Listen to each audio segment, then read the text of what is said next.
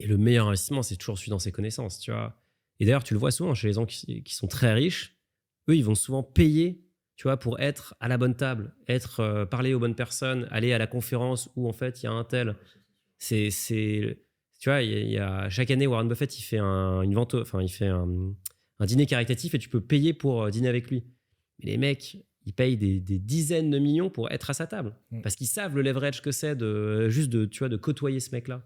Mm. Et je pense qu'on l'a tous vu, tu vois, on est vraiment la somme des gens qui nous entourent. Et si tu es avec des gens qui sont brillants, ça, tu vois, c'est vraiment ça, tu vas en retirer pas mal de choses.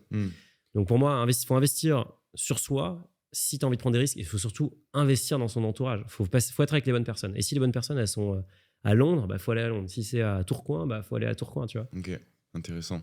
Et avec toutes les analyses de patrimoine que tu as pu voir, tu dirais que c'est quoi les grosses erreurs que font les gens en général dans leurs investissements?